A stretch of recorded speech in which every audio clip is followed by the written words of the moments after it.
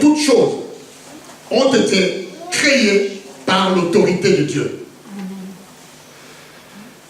Et toutes choses, toutes les lois physiques qui régissent l'univers sont maintenues en vigueur par son autorité. Toutes les matières, toutes les lois, toutes les forces qui régissent l'univers ont été créées par l'autorité de Dieu. Par sa main, par sa puissance, par la puissance de son autorité. Voilà pourquoi il est écrit qu'il soutient toutes ces choses par la parole de la puissance de son autorité. Quand vous lisez le livre de Hébreux chapitre 1, verset 3, cela est révélé, que l'autorité de Dieu soutient toutes ces choses, la puissante main de Dieu. Je me rappelle d'une chanson que nous chantons à l'église. Il tient le monde entier dans sa main. Cela veut dire que toutes choses, toutes les lois physiques, tout ce qui existe, n'existe que par la puissante main et par la puissance de la parole de son autorité. Amen, hein? Amen. L'autorité de Dieu représente Dieu lui-même. On ne peut pas parler de l'autorité si on ne parle pas de Dieu. Il n'y a aucune autorité qui existe en dehors de Dieu. Même l'autorité que le diable exerce, lui a été donnée par Dieu. Alléluia. Amen. Toute cette force, toute cette puissance, lui a été donnée par Dieu. Étant donné que sa puissance soutient aussi tous ses actes.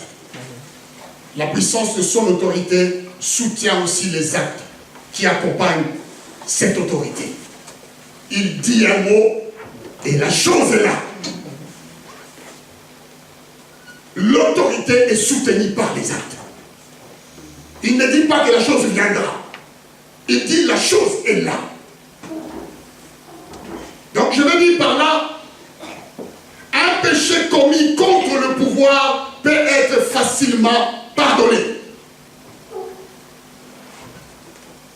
Un péché commis contre un homme peut facilement être pardonné.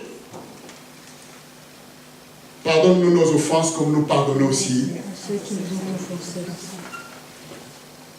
L'acte qui est commis contre le pouvoir peut être facilement pardonné. Mais je vais dire une chose. Un péché commis contre l'autorité, parce que ce dernier n'est d'autre qu'un péché commis contre Dieu. Quand on pêche contre l'autorité qui est établie, on a péché contre Dieu lui-même. Amen, non? Est-ce que vous êtes avec moi? Amen. Nous le verrons clair comment Dieu établit cette autorité que je parle. Le Saint-Esprit est une autorité. Voilà pourquoi Dieu a dit, si vous péchez contre toute personne, il vous sera pardonné. Mais si vous péchez contre le Saint-Esprit, personne ne pourra vous pardonner. Vous êtes d'accord avec moi? Amen. Ça, c'est la puissance de son autorité et de son acte. Nous allons voir un peu comment c'est établi cette autorité dans l'Ancien Testament. Après, nous reviendrons dans le Nouveau Testament pour que nous puissions bien comprendre. Si nous lisons le livre de Genèse chapitre 16, Genèse chapitre 3, verset 16, si nous pouvons nous afficher, nous allons lire cet évangile.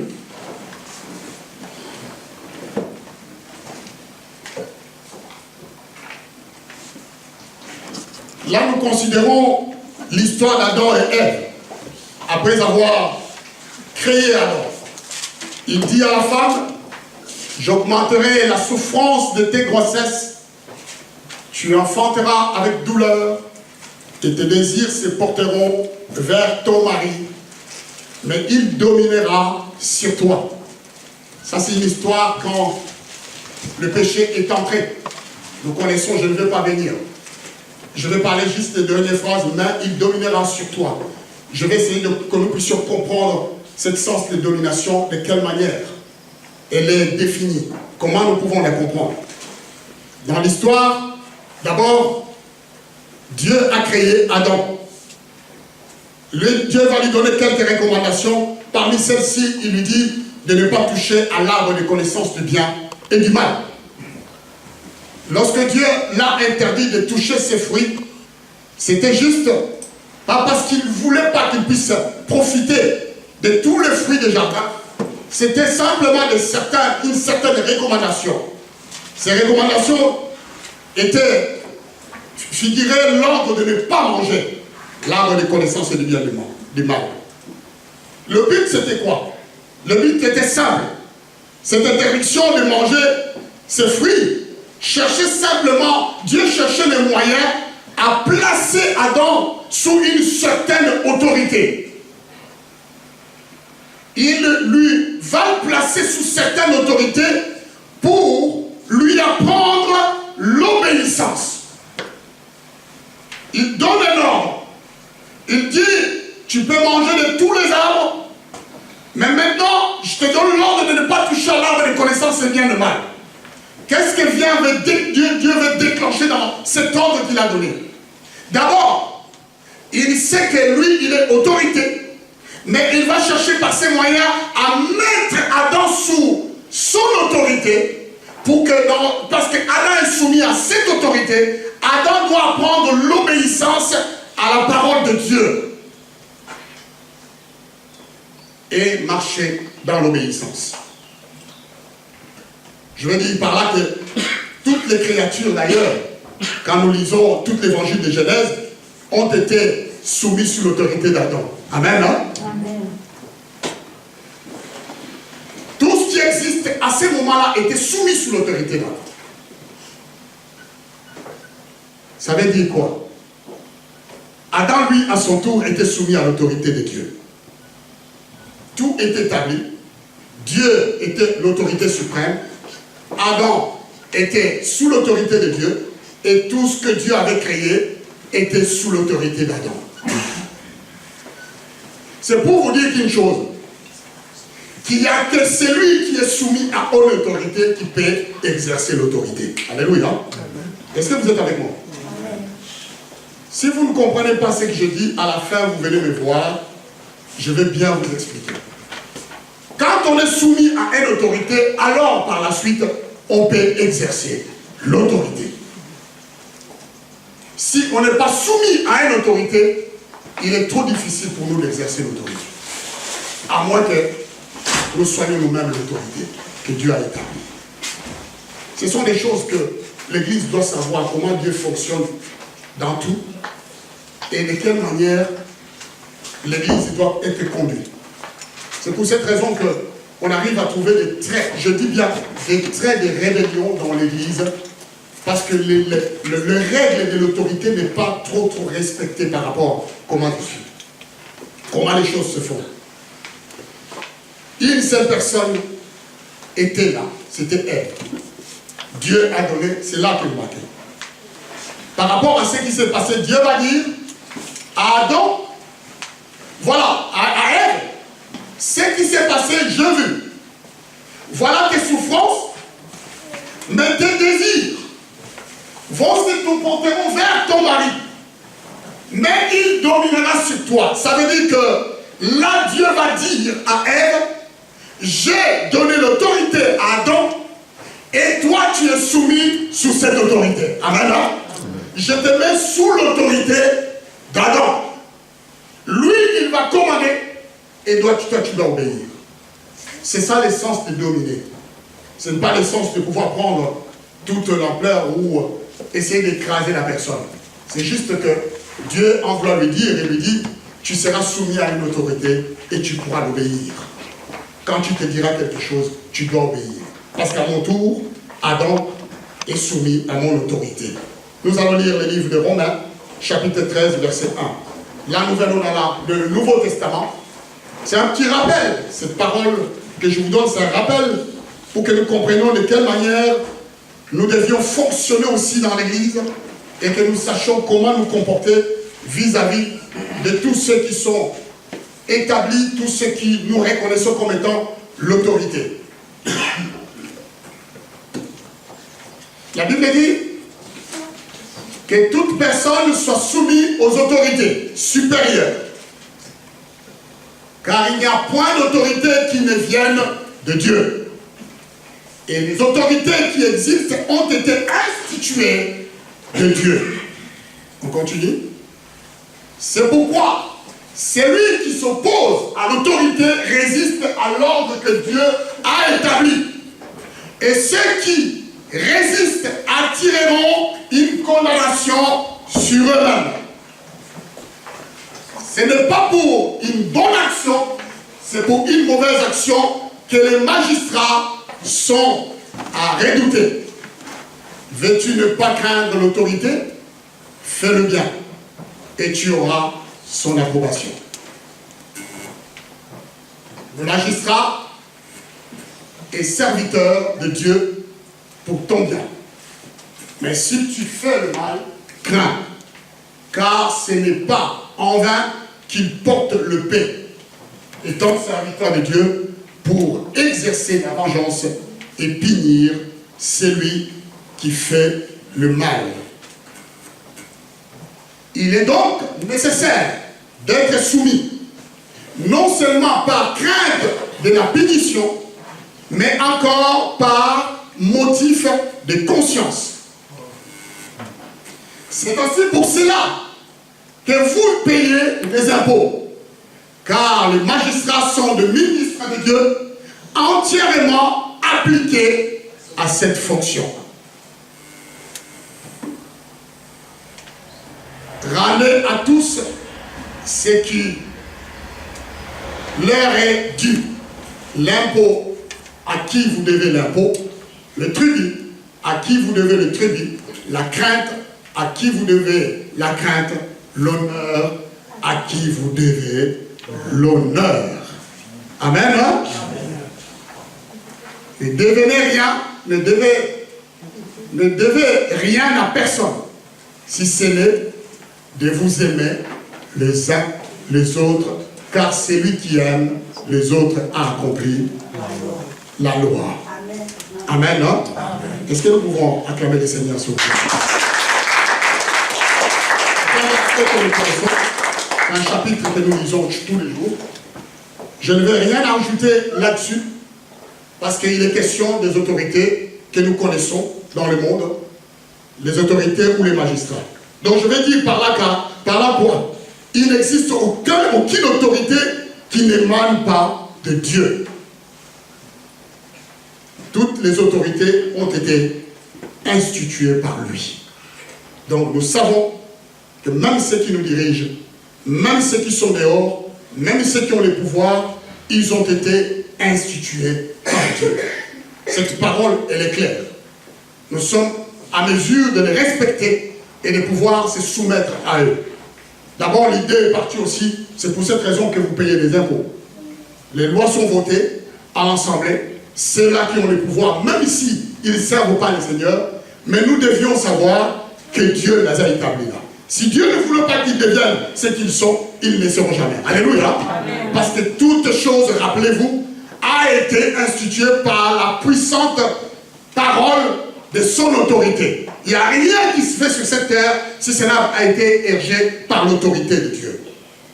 Donc, nous devions, nous, savoir comment l'autorité fonctionne et de quelle manière. Si nous touchons à l'autorité de Dieu, nous touchons à Dieu lui-même. Je me suis rendu compte, même si quand vous parlez mal de vos mères, vous parlez mal des autorités, vous parlez mal de telle ou telle personne qui a été établie, nous parlons aussi du mal de Dieu. Il y a de ces péchés que nous devions confesser parce que peut-être on a parlé mal à un député de notre région. Et parce que c'était l'autorité qui a été établie par Dieu, nous sommes à même de pouvoir nous confesser et demander pardon. Parce que nous ne voyons qu'un homme. Mais derrière, il a été institué par Dieu. Je vais dire par là que l'œuvre de Dieu est faite à la base, non par la puissance, mais par l'autorité. Rappelez-vous, il tient toutes choses par la parole puissante de son autorité. Ça, c'est le livre de Hébreux qui nous dit. Donc, je comprends que toute l'œuvre qui existe existe par la puissante main de son autorité. Sa parole même, qui soutient chaque chose. C'est par les moyens de la parole de son autorité qu'il accomplit toutes ces choses. Ce n'est pas en dehors de la parole que Dieu fait des choses. Dieu fait toujours des choses avec la parole de son autorité. Amen. Amen. Voilà pourquoi la Bible dit, sans le Christ, nous ne pouvons rien faire. Est-ce que vous comprenez? Amen. Christ est la parole de son autorité. En dehors de la Christ, il n'y a pas de vie. Ce n'est qu'en lui où il y a la vie. Amen. Dieu centre toutes choses en Jésus-Christ. Il est le seul carrefour. Il est le seul endroit, le seul chemin, la seule référence, la seule révérence que nous devions avoir pour toutes choses. Parce que Dieu va centrer tout cela en lui, la parole de son autorité. Il envoya sa parole pour guérir. La parole a l'autorité de pouvoir chasser, faire tout ce qu'il veut. Dieu marche ainsi. Il y a un bon exemple qui nous a été montré sur le livre de Matthieu, chapitre 8, versets 6 à 10. C'est l'exemple des centurions. Rappelez-vous de ce que je vous dis. Celui qui est soumis à l'autorité, c'est lui qui peut exercer l'autorité. Quand on n'est pas soumis à une autorité, on ne peut pas exercer l'autorité. Alléluia. Que ce soit dans l'église, que ce soit où que ce soit. Le président est voté par voie des urnes. Il va nommer un premier ministre. Parce que le premier ministre est nommé, ce premier ministre est soumis à l'autorité, alors à son tour, il peut exercer l'autorité en nommant son gouvernement. Alléluia. Est-ce que vous êtes avec moi? Amen. Les choses sont comme ça. Quel que soit dans l'église, on est tous soumis à une autorité parce que Dieu a établi les gens. C'est à notre tour pour exercer quelque chose dans l'église. Nous devions être soumis à ces gens-là que Dieu a établis pour que nous puissions exercer l'autorité dans l'église. Nous ne pouvons pas le faire comme ça. Sinon, ça sera un trait de rébellion. Et ça, c'est la vérité. Rappelez-vous de ce que Paul a dit par rapport aux autorités. Quand nous ne sommes pas soumis, nous attirons notre propre condamnation. Des fois, nous nous trompons. Nous croyons servir le Seigneur en dehors des autorités. Et ça, c'est trop dangereux. Nous croyons faire du bien en dehors. C'est trop dangereux. Si nous, on ne vous le dit pas, personne ne vous dira. Mais nous devions rester sous cette autorité pour exercer l'autorité. C'est comme ça que les choses ont été faites. L'homme est l'autorité de la famille. La femme est mise sous cette autorité. La femme doit se respecter l'homme. Et l'homme, lui, doit diriger la famille. C'est une autorité qui a été établie. Les choses sont faites telles comme ça. Au travail, vous avez des chefs, vous avez des sous-chefs, vous avez des chefs qui sont en sous-chefs. Donc, tous, ils demandent des directeurs, besoin de délégués général. Il y a des chefs d'équipe qui ont un autre chef devant eux. Le chef d'équipe doit respecter son chef supérieur et son chef doit respecter son chef supérieur. Dans mon travail, quand tu as un problème, on n'appelle pas l'agent. Le directeur, quand tu as un problème, il n'a jamais parlé aux agents. Il sait que ces agents qui sont là, ils ont un chef. Il m'appelle, moi, s'il y a un souci, c'est moi qui le paye. Parce qu'il sait qu'à mon tour, je vais exercer l'autorité, je vais voir les agents et je vais les soumettre son mécontentement. Amen, hein? Un jour, je n'avais pas, il y a un agent qui m'a dit, mais pourquoi ils ne viennent pas nous parler nous-mêmes?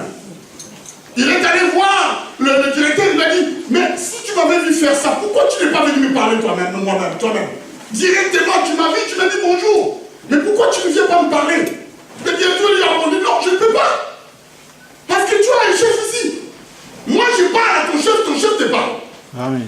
Alléluia. Amen. Je ne peux pas passer en dehors de ton chef pour te parler, même si je suis le directeur. Il y a des choses qui ont été instituées, on doit les respecter. Si j'ai quelqu'un à gueuler, je vais gueuler ton chef. Et à ton tour, ton chef viendra te gueuler. Alléluia. Amen. Les choses sont faites comme ça. Dans la nature même des choses de Dieu, ça se fait comme ça. Je disais, nous allons lire Matthieu chapitre 8, verset 6 à 10. C'est l'exemple qui parle bien de la manière d'être soumis à l'autorité et de quelle manière cela fonctionne. C'est un exemple qui m'a beaucoup frappé. Et j'aimerais vraiment que l'Église puisse voir ce qui était. Comme Jésus entrait dans Capernaum, un centenier l'aborda.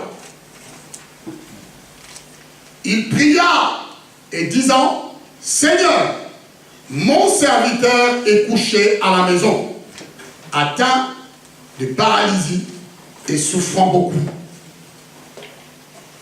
Jésus lui dit, j'irai et je le guérirai. C'est une évangile que nous connaissons. Les centenaires répondit, Seigneur, je ne suis pas digne que tu entres sous mon toit, mais dis seulement un mot et mon serviteur sera guéri. Écoutez bien ce qu'il dit. Car moi, qui suis soumis à des supérieurs, virgule, j'ai des soldats aussi sous mes ordres. Et je dis à l'un va, il va. À l'autre viens, il vient. Et à mon serviteur, fais cela, et il le fait. On continue.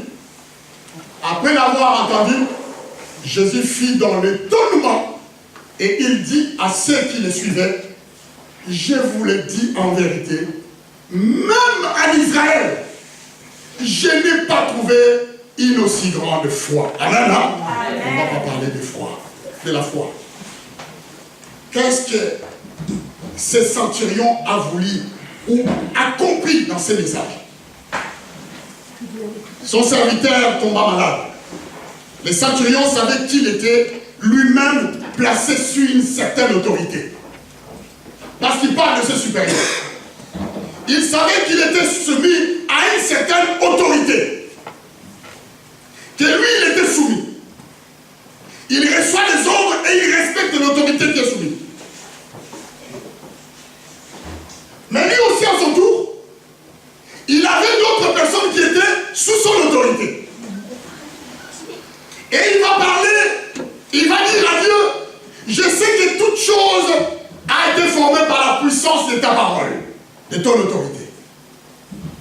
Je n'ai pas besoin d'être saint pour t'accueillir. Mais tu connais bien comment tu as fait les choses sur cette terre, selon la loi. Moi, je respecte mon hiérarchie. Je respecte ceux qui sont supérieurs. À mon tour, il y a aussi des gens qui respectent ce que je leur dis. Ils parlent des soldats. Quand je dis à l'un, va, il va. À l'autre, viens, il vient. Ces soldats-là, ils sont soumis à mon autorité. Même dans sa maison, avec ses serviteurs et ses servantes, ils sont soumis à son autorité. C'est-à-dire qu'il leur dit, fais ceci, il le fait. Fais cela, il le fait. Donc, comme il sait, il a compris que chaque chose a été créée par la puissance de l'autorité de Dieu et toute chose est soumise à lui, Dieu n'a pas besoin de se déplacer. Alléluia. Amen. Dieu a besoin juste d'envoyer une parole. Dis seulement un mot. Parce que toutes choses sont soumises à toi.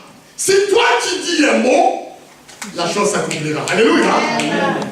Même si je ne suis pas saint, mais cela obéit. Parce que toute force de la nature est soumise à ton autorité. Amen. Il nous amène dans une école de discipline, dans une classe d'obéissance. Ce centurion a compris qu'il avait des supérieurs qui l'obéissaient, et à son tour, les gens l'obéissaient. Parce que son autorité a été reconnue par les autres autorités qui sont supérieures à lui. Voilà pourquoi ils lui ont mis centurion. À son ordre, il avait aussi des serviteurs qui l'obéissaient. Je vous ai dit que seul celui qui est soumis à l'autorité peut exercer l'autorité. Dieu a fait les choses ainsi. Peut exercer l'autorité. On n'exerce pas une autorité sans être soumis. Vous êtes avec moi? Amen. À une autorité. C'est pour cette raison que Dieu a fait les églises. il a fait. Il a nommé des pasteurs, il a nommé des évangélistes, il a nommé des prophètes, il a nommé toutes ces personnes-là, des diacres, il a nommé des personnes qui ont, dans l'Église, qui ont des responsabilités. Et à leur tour, ces gens-là, ils sont soumis aussi à une autorité. Et ils ont des gens aussi qui sont soumis à leur autorité. Mais au départ, ils sont sur une couverture d'une autorité que Dieu a établie. Et toutes ces personnes-là doivent se soumettre. Quand on fait les choses en dehors, on n'est plus soumis. Même si on a Jésus-Christ, on ne respecte plus l'ordre. Vous savez, quand l'équilibre, quelque chose en fait entre les déséquilibres dans le système, il y a un bug. Amen, hein? Amen. Il y a comme un petit bug. Parce qu'il y a un déséquilibre qui est rentré quelque part. Quand on n'est pas soumis aux autorités, que ce soit du monde, quand on n'est pas soumis dans l'autorité, dans l'Église, on attire notre propre condamnation. Et là, c'est un problème. On ne le voit pas. C'est aussi simple. Peut-être on est trop spirituel pour dire que non, moi, comme ça. Mais ce sont des choses qui doivent se voir. Ce centenier est un bon exemple. Je suis soumis. Il était convaincu que l'œuvre de la guérison pouvait s'accomplir que par les moyens de l'autorité de la main de Dieu. Amen.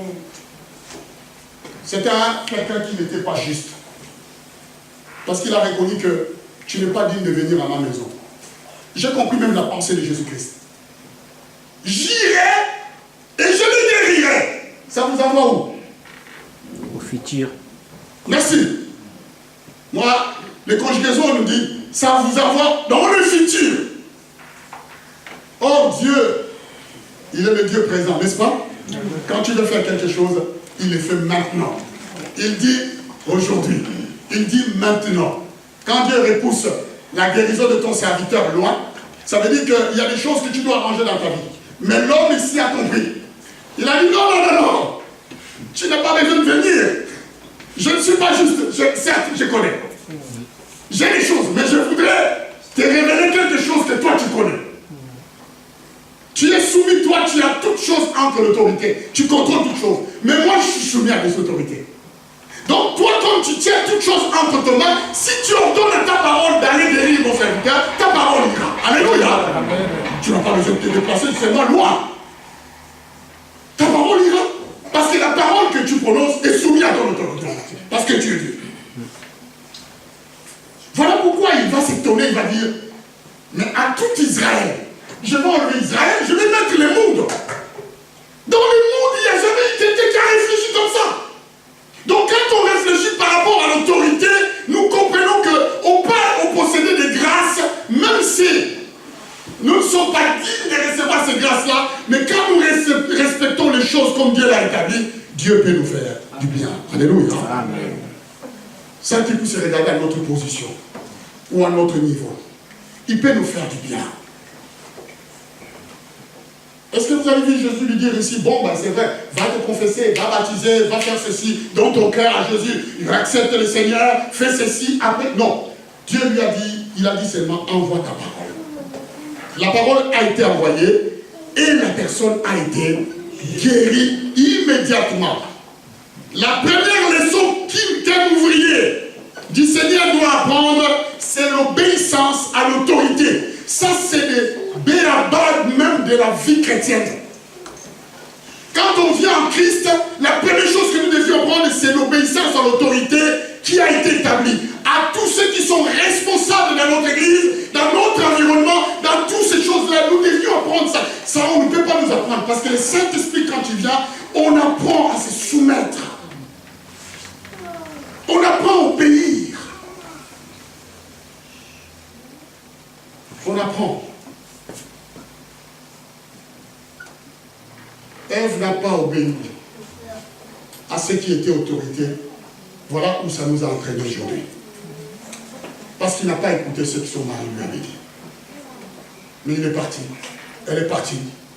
Justement, tout ce que nous vivons, c'est parce qu'elle n'a pas été dans l'obéissance. Ce sont des petites choses. À l'église ici, je vais parler de l'autorité de l'église, parce qu'il y a encore des versets qu'il ne faut pas. Nous devions respecter tout cela. Et même le Seigneur lui-même et Paul, c'est là que je vais finir. Le Seigneur et Paul ont respecté l'autorité. Vous savez, il n'y a pas dans ce monde quelqu'un qui a subi un double jugement, comme notre Seigneur. Lorsqu'il a été arrêté, le premier jugement qu'il avait subi, c'est devant les hommes. Et le deuxième, c'est devant les représentants de Dieu. Une personne qui a été jugée 2 fois. Nous connaissons tous cela. Dans le jugement qu'il a subi, Matthieu chapitre 26, nous décrit que le Seigneur a décrit le double jugement que notre Seigneur dut subir après son arrestation.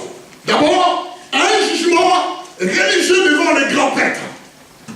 Ça, c'est le premier jugement qu'il a subi. Un jugement politique devant Pilate, qu'il a subi aussi. Mais il y a une chose que nous voyons. Lorsqu'il parut devant Pilate, notre Seigneur ne répondit rien, car il sait que l'autorité de Pilate était soumise à lui. Alléluia. Vous lisez l'évangile, non? Quand Pilate lui a demandé, dites-nous, tu es vraiment le roi? Tu es le fils de Dieu? Dis-nous. Parce que l'objectif de Pilate, c'était quoi? De le relâcher, parce qu'il savait qu'il était innocent. Mais dis-nous, qui tu es? Est-ce que tu es le roi des Juifs? La Bible dit que Jésus n'a pas ouvert la bouche. Parce qu'il n'avait pas à répondre à Pilate. Parce que l'autorité de Pilate vient de lui. Amen. Comme toute autorité vient de Dieu, et toute autorité se soumit à Dieu, il n'avait pas à répondre à Pilate. Est-ce que vous comprenez? Amen. Mais il y a une chose qui nous a été révélée. On va l'emmener chez les chefs religieux, les grands prêtres. Là encore, une question lui a été posée. Mais celui-ci, c'était une autorité encore spirituelle. Il y a un côté autorité charnelle, parce que toutes les autorités, comme les magistrats, sont votés, sont nommés par Dieu. Il y a une autorité spirituelle qui émane de Dieu lui-même. Quand il arrive devant ces grands prêtres, la Bible va dire ceci. Quand tu lui demandes, es-tu le Fils de Dieu? Là, le Seigneur va ouvrir la bouche parce qu'il sait qu'il est soumis à l'autorité de Dieu. Alléluia. Et il doit les respecter. Il faut qu'il parle. Et il va parler, oui, je le suis.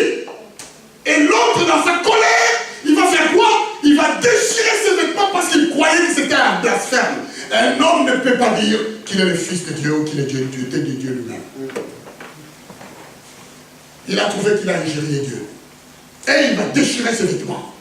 Et quand il va déchirer les vêtements, il va trouver que c'était grave. C'est un grand péché contre Dieu. Mais il n'avait pas les yeux, comme je vous ai prêché l'autre dimanche, de voir réellement celui qui était devant lui. Alléluia. Parce que s'il avait vu réellement la nature de Christ dans l'esprit, il aurait lui être soumis.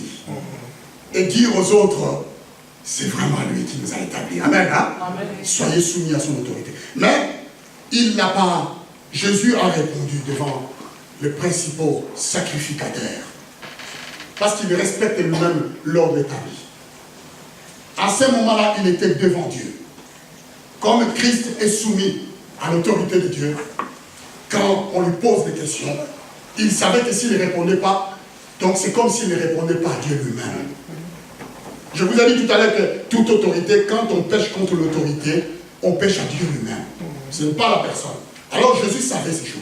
Il dit que si je ne réponds pas, c'est comme si je péchais devant Dieu lui-même. Et il va répondre. De la même façon, il n'avait pas à répondre devant Pilate. Il s'est passé des choses aussi pareilles.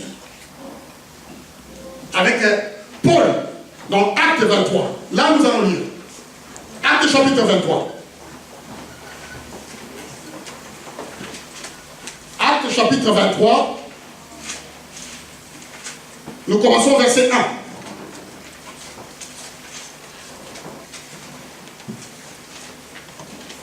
Paul, les regards fixés sur les Sanhédrin, dit: Hommes frères, c'est en toute bonne conscience que je me suis conduit jusqu'à ce jour devant vous, devant Dieu.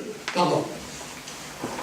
Les souverains sacrificateurs Ananias ordonna à ceux qui étaient près de lui frapper sur la bouche. Alors Paul lui dit: Dieu te frappera, miraille blanchie, tu es assis pour me juger selon la loi. Et tu violes la loi en ordonnant qu'on me frappe. Écoutez bien.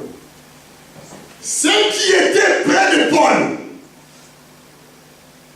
lui dirent, tu incites les souverains sacrificateurs de Dieu. Est-ce que vous êtes avec moi? Amen. Quand Paul est entré dans ce tribunal, il ne savait pas qu'Ananias était les souverains sacrificateurs de Dieu. Comme il savait que lui, il avait l'autorité de Dieu, et voilà pourquoi il a pris l'autorité. Il lui a dit que non, tu me juges avec la loi. Mais il ne savait pas. Écoutez.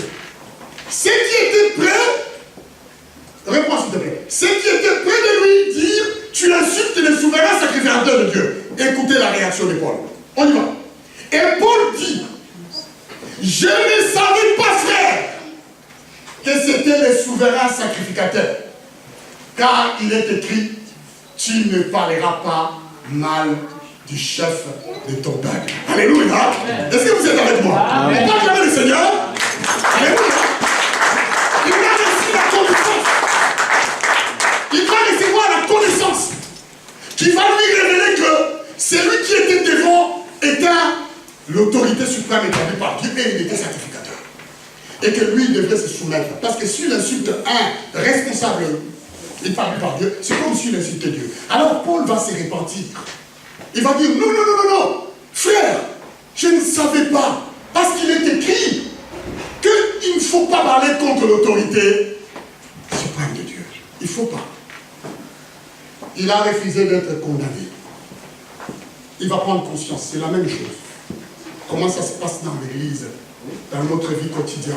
Je ne parle pas seulement de l'église, de notre vie quotidienne. Combien de gens insultent leur pasteur? Combien de gens insultent leurs dirigeants? Combien de gens insultent ceux qui sont établis? Il y a même des gens qui manquent de respect à ceux qui sont considérés. Combien? Et combien nous attirons de problèmes vers Dieu? Nous croyons peut-être qu'ils n'ont pas de valeur.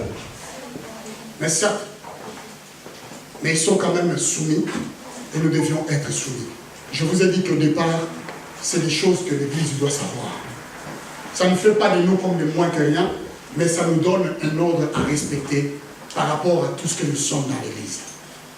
Christ est l'autorité et nous tous nous sommes soumis à lui. Il est la tête de l'Église et nous sommes les membres. Voilà pourquoi il a placé des gens pour que tous ces gens-là puissent répondre. Je vais dire par là qu'il faut que nous sachions une seule chose. L'Église est maintenue par deux valeurs essentielles. Il faut les savoir. L'Église est maintenue par deux valeurs essentielles. La vie et l'autorité. Ça, c'est les valeurs de l'Église même qui maintiennent l'équilibre. La vie et l'autorité. La vie intérieure, quand nous recevons Dieu. Dieu, quand nous le recevons, nous l'acceptons, il nous amène une vie interne. Cette vie d'épanouissement que nous avons, cette vie que nous confessons Christ, cette vie qui nous donne à le suivre, cette vie qui nous donne à marcher avec lui, cette vie qui fait que nous puissions lui croire et faire tout ce qu'il nous demande. C'est cette vie qu'il a dit que je répands ma vie à l'abondance, que nous avons reçue. Mais aussi, il y a une vie de soumission. Alléluia. Amen. Ça, c'est le deuxième. Une vie de soumission, c'est de pouvoir se soumettre aux autorités que Dieu a établies. Ça, c'est très, très important. Quand on est soumis, j'écoute. Je raisonne, j'attends encore le raisonnement de ces centeniers. J'ai au-dessus de moi des généraux. Mais à mon tour, j'ai aussi des soldats. Quand je leur dis va à gauche, il va, fais à droite, fais ceci, il fait, sans qu'ils puissent me poser des questions, ils obéissent. Il y a la soumission et l'obéissance. C'est ça qui rend capable d'obéir, qui nous rend capable d'obéir et de pouvoir se soumettre à l'autorité. Ça, c'est un petit rappel. C'est des choses que nous connaissons. C'est des choses que nous vivons. Ce sont des petites choses. Mais je voulais les rappeler dans l'Église. Pour que la manière que Dieu nous amène, la façon dont nous allons grandir et avancer, que nous ne puissions pas faire des fausses notes et que nous restions dans la volonté même de Dieu et dans la soumission de sa parole. Dieu est dans les cieux et sur cette terre, il a établi des gens. Il y a une personne qui m'a dit, pourquoi tu appelles ton directeur monsieur le directeur? Parce que là où je travaille, les directeurs, je l'appelle toujours monsieur le directeur. Quand tu viens me dire bonjour, ah bonjour Daniel, je dis bonjour monsieur le directeur. Alors il y a des gens qui me disent, mais pourquoi tu l'appelles monsieur le directeur? Je dis, il n'est pas directeur. Dis-moi si c'est moi s'il n'est pas directeur. Il me dit oui, il est directeur. Je dis alors, si je l'appelle monsieur le directeur, il est où il va? Mais je commence à comprendre que les gars, il aiment aussi. Parce que quand je l'appelle devant tout le monde, il veut savoir que tout le monde sait qu'il est directeur. Amen. Amen. Ça donne nous aussi. Alléluia. Alors il est fier. Et chaque fois j'ai compris, il court pour me dire bonjour. Parce qu'il sait que je vais prononcer monsieur le directeur. Il vient toujours. Même deux fois. Deux fois il vient me voir et dit, je t'ai déjà dit bonjour d'ailleurs. Oui monsieur le directeur, tu m'as déjà dit.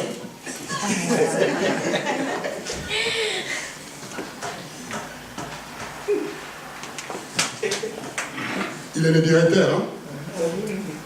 Donc je le dis. Ça ne change rien. Que je l'appelle Jean-Philippe ou monsieur le directeur, c'est la même chose. Est-ce qu'il change? Il ne change pas, il est le directeur. Il est mon autorité. Et voilà comment les choses fonctionnent. Est-ce que vous êtes avec moi? C'est ces choses que nous devions apprendre dans l'Église. Les béabas de l'Évangile. La soumission. Nous sommes tous à Dieu, à Jésus. Maintenant, il reste une chose. Que nous puissions mettre en pratique aussi, à se soumettre à ceux qui nous sont supérieurs dans l'Église, à se soumettre à ceux qui font, qui prennent des responsabilités dans l'Église, à ceux que Dieu reconnaît en eux en valeur, à pouvoir leur donner le respect qu'il faut. Et à notre tour, quand nous exercerons l'autorité, nous serons aussi entendus. Alléluia. Amen. Amen. Amen. Nous serons aussi écoutés. Si on n'est pas soumis à l'autorité, on ne peut pas exercer l'autorité, parce que personne ne nous écoutera. Est-ce que vous êtes avec moi? Amen. Il faut que toi tu commences à te soumettre avant que les autres t'écoutent. On ne donne que c'est qu'on a. Quand on n'est pas soumis à Dieu, impossible que le diable soit soumis. Vous êtes d'accord avec moi? L'autorité que Christ nous a donnée, c'est par rapport à notre soumission. Voilà pourquoi il a dit, vous chasserez les démons et ils vous obéiront. Amen. Si toi tu n'obéis pas aux autorités et tu n'es même pas soumis, tu vas aller chasser un démon? Jamais. Vous connaissez les 7 fils de Céphas, n'est-ce pas? Ils étaient soumis à quelle autorité? Les personnes. Mais ils sont rentrés unis chez eux. Comment? Voici, je vous donne l'autorité. Le pouvoir de marcher sur la spique et sur le scorpion. Ça, c'est le Seigneur qui parle. Il nous a soumis, il nous a donné l'autorité. Parce que nous sommes soumis à lui. Si nous sommes rebelles devant le Seigneur, les gars devant nous rigoler. Va faire tes délivrances. Va faire l'autorité. C'est ton problème. Mais si je suis soumis à Dieu, et que ma vie aussi est soumise à ceux qui sont prêts, là, je peux me mettre devant un démon. Il voit la soumission en moi et il obéit. Il sort et il sort. Voilà. Que Dieu nous bénisse. Nous allons nous mettre debout et nous allons prendre le temps de présenter cet enfant. Nous allons manger. J'espère que je n'ai pas frustré les gens ou je n'ai pas choqué les gens par rapport à tout ce que je dis. Et la parole de Dieu est comprise différemment quand les gens les reçoivent. Et c'était dans le sens juste de vous révéler une autorité, comment nous devons marcher dans l'obéissance dans l'Église, pour que nous n'ayons pas des points de rébellion partout de gauche à droite. Et cela met les dysfonctionnements dans notre marche avec le Seigneur, avec notre appel par exemple, et que cela ne bouscule tout dans les